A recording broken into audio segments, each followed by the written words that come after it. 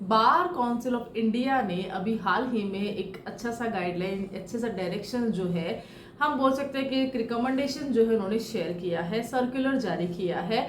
और वह सर्कुलर जो उन्होंने किया है वह सारे स्टेट बार में, यहाँ तक कि जो बार एसोसिएशन होती है, यहाँ के जो सेक्रेटरीट होते हैं, जो मेन पदाधिकारी रहते हैं यहाँ बार एसोसिएशन के, इनको दिया है कि आप जो है अपनी बार में सभी तक ये जो सूचना है इसको एज सुन एज पॉसिबल एकदम से लागू कर दीजिए। ठीक है, अब यहाँ पर जो डायरेक्शंस आए हैं, ठीक है, अब ये जो डायरेक्शंस है वह कब लागू होंगे और किसको दिया जाएगा और कैसे पता चलेगा कि दे रहे हैं नहीं दे रहे हैं, इसका फॉर्मेट क्या होगा। और क्वेश्चन है कि हम तो इंटर्नशिप कर रहे हैं तो क्या हमें भी इस स्कीम के अंतर्गत हम भी आ सकते हैं क्या।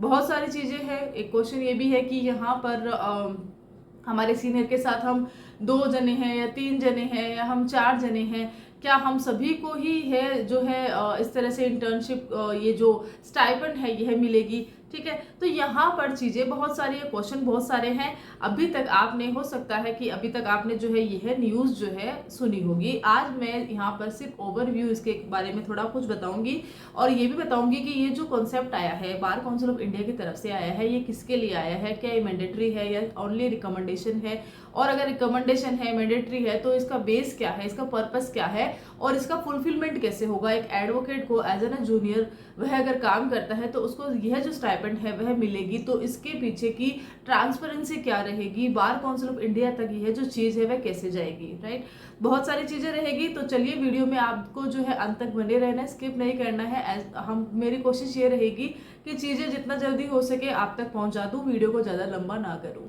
शुरुआत कर लेते हैं इस चीज़ की कि यहाँ पर ये जो डायरेक्शंस है, ये जो गाइडलाइंस आई है, एकदम से अचानक से कैसे आई है।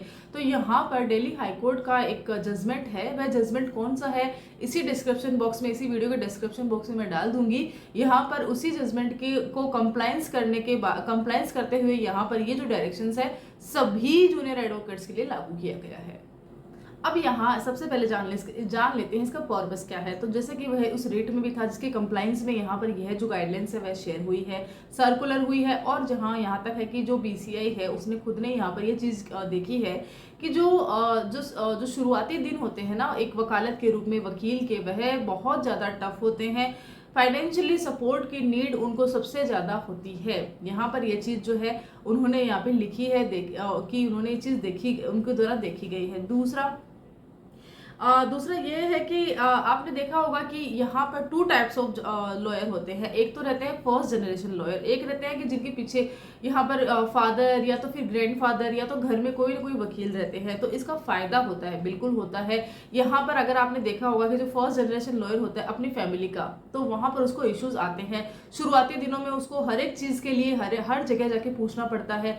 क्या आपको लगता है कि सीनियर आपको हर एक चीज़ बता देंगे? नहीं, सीनियर आपको हर एक चीज़ नहीं बता सकते, क्योंकि उनके पास खुद का अपना काम रहता है, उनकी अपनी खुद की प्रायोरिटी होती है, पर्सनल प्रोफेशनल लाइफ होती है। वो हर एक चीज़ का, जैसे हम गूगल करते हैं वैसे हर एक चीज़ का रिप्लाई हमें नहीं करेंगे। दूसरी बात, वकालत जो होती है ना थ्योरेटिकल बिल्कुल भी नहीं होती है। जैसा कि हम 5 साल लो पढ़ लेते हैं तो कि हाँ ये चीज़ हो रही है, ये चीज़ हो रही है, एक्चुअली में होता क्या है, वकालत कोई वन मैन वाली काम नहीं है। वकालत में आपको प्रैक्टिकली हर एक चीज़ को अप्रोच करना पड़ता है। यहाँ पे बार और बेंच का जो रिलेशनशिप होता है वह मेंटेन करना रहता है। साथ ही हमारे बस में ऐसा कुछ होता नहीं है, हम हमारा वकालत करते हैं, लेकिन यहाँ पर कोर्ट में चीज़ें जाती है, वह कब इसको कब लिस्टिंग होगी, कब सुनी जाएगी, कब आएगी, कैसे आएगी, ये रूल आ गया, वो चीज़ आ गई। बहुत सारी चीज़ें हैं जो वकालत में अपडेट भी होती रहती है। तो एक वकील के रूप में आप जब इसमें काम करते हैं ना, तो आपको बहुत ज़्यादा एकदम से अपडेट रहना पड़ता है, हर एक चीज़ के लिए अपडेट रहना पड़ता है कि आज कौन सा जजमेंट आया है।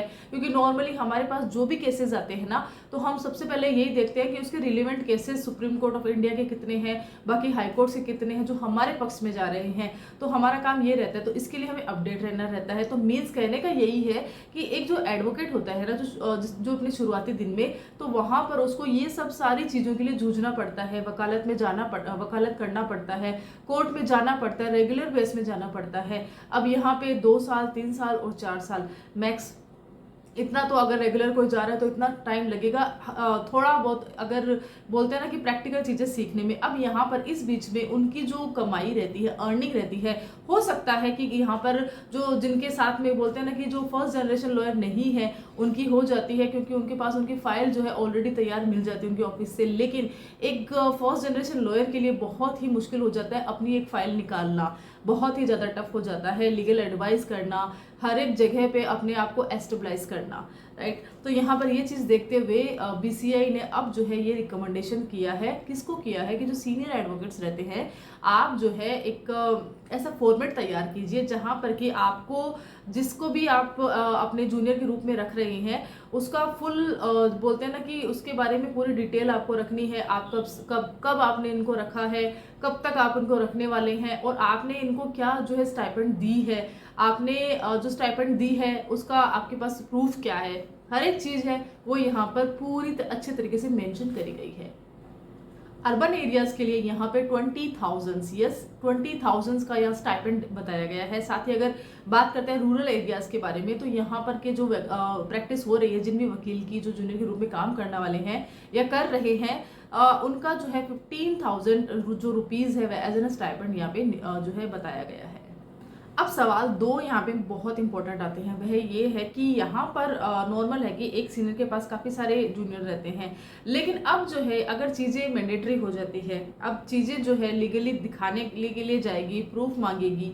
अब यहाँ पर जो है आपको ये दिखाना होगा कि आपने, जैसे कि मान लो क्वेश्चन आता है कि यह जो स्टाइपेंड है कब से मिलेगी, राइट। तो अब यहाँ पर क्योंकि ये सर्कुलर जारी हो चुका है, यहाँ पे जो बार है यहाँ पर भी ये चीज़ आ चुकी है, मीन्स कि आप जो भी कोई है सीनियर एडवोकेट है अपने लिए एक जूनियर एडवोकेट लेते हैं, तो उनको जब से वो अपॉइंट करते हैं ना, तभी उसी दिन से वह अपॉइंट माना जाएगा। 3 साल की अवधि तक यहाँ पर यह जो काम है स्टाइपेंड का वह रहेगा।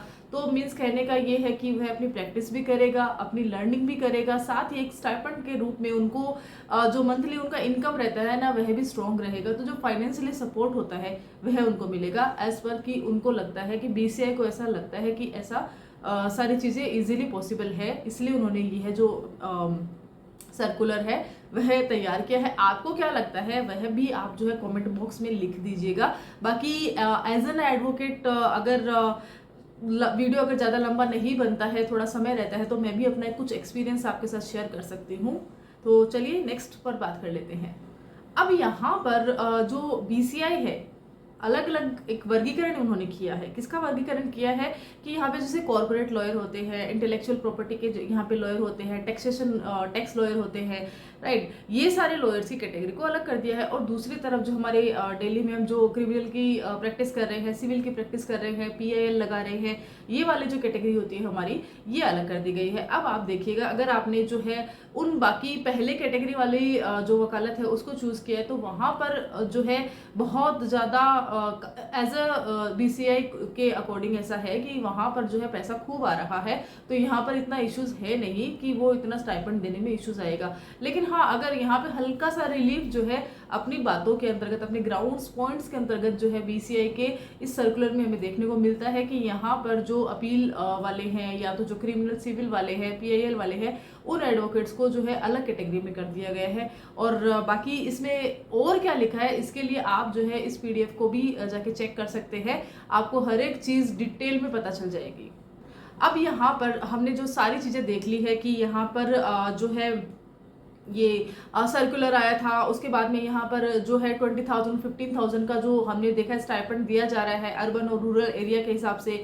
यहाँ पर ये जो चीज़ है कब से शुरू हो रही है, मीन्स कि जब भी आप एडवोकेट को अपॉइंट करते हैं तब से उसी दिन से काउंट होगी। अब है कि ये चीज़ होगी कैसे, ठीक है, आपने अपॉइंट किया लेकिन कैसे करोगे, तो यहाँ पर है जो आपको जो है इंगेजमेंट लेटर, सीनियर एडवोकेट जो आपको एक इंगेजमेंट लेटर देंगे कि आपको यहाँ पे पूरी डिटेल रहेगी, लाइक एन एफिडेविट, आपको पूरा वो जो है फिल करना है, वो भी फिल करेंगे। इसमें मेन रहेगा स्टाइपेंड की जो टर्म्स है ना, स्टाइपेंड टर्म्स वो रहेगी कि किस आधार पर आपको जो है यहाँ पे ये स्टाइपेंड मिलने वाली है। आपने देखा होगा कि जूनियर वकील तो बहुत रहते हैं, लेकिन क्या फुल टाइम वो जूनियर वकील होते हैं, नहीं होते हैं।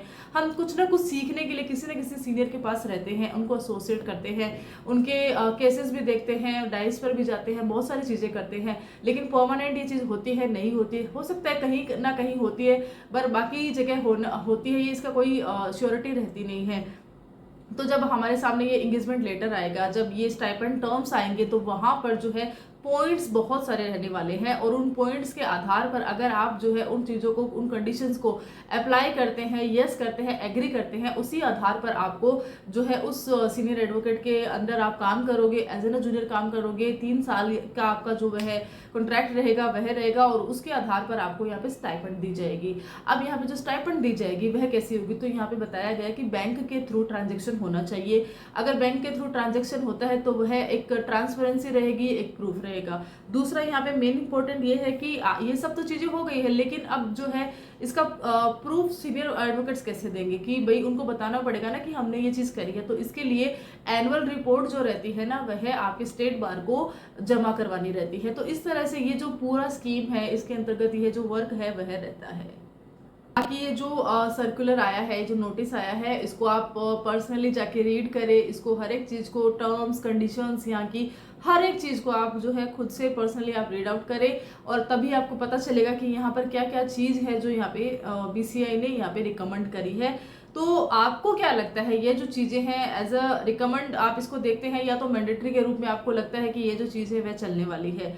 दूसरा यह है कि लॉ जो रहता है ना, वह एक ऐसा सब्जेक्ट है ना जिसकी हर किसी के पास अपनी एक स्टोरी रहती है कि यार मैंने जब लॉ किया तब ऐसा हुआ था, मेरा जो जूनियरशिप है उसमें ऐसा हुआ था। हर एक स्टूडेंट के पास में, जो भी यहाँ पे वकालत के क्षेत्र में आता है, फील्ड में काम करने के लिए आता है, उन हर एक के पास अपनी एक स्टोरी रहेगी। तो आप देख सकते हैं कि यहाँ पर ये जो प्रोफेशनल डिग्री हमें मिलती है, जिसको हम नोबल डिग्री भी बोलते हैं, यह किस कदर तक आपको बहुत जल्दी सफलता दिला सकती है, या तो फिर आपको एक लंबा समय लग जाता है यहाँ पे सफल होने के लिए।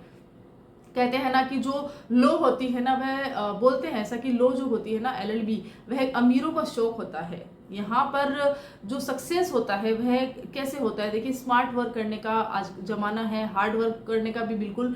आप एलएलबी के अंतर्गत ये नहीं कर सकते कि मात्र स्मार्ट वर्क से आपका काम चलेगा। यहाँ पर आपको स्मार्ट वर्क के साथ में हार्ड वर्क भी रहेगा, फील्ड वर्क भी रहेगा। एक वकील को बोलते हैं ना कि AIBE के बाद में ऑल ओवर इंडिया का आपको एक लाइसेंस मिल जाता है वकालत करने का। तो एक्चुअल में ऐसा होता भी है कि जब आपके पास ये लाइसेंस आता है, तब आपको पूरे ऑल ओवर आपका जो वकालत जो होती है ना, आपको गोल गोल घुमाती भी है। लेकिन ये सारी चीजें शुरुआती दिनों में आपको रहती है, उसके बाद में आपका एक टाइम आ जाता है जब आप सीनियर वकील के रूप में अपना एक एडवोकेसी है उसको एस्टेब्लिश कर लेते हो, तो कहीं ना कहीं चीजें जो है बहुत ईजी भी हो जाती है।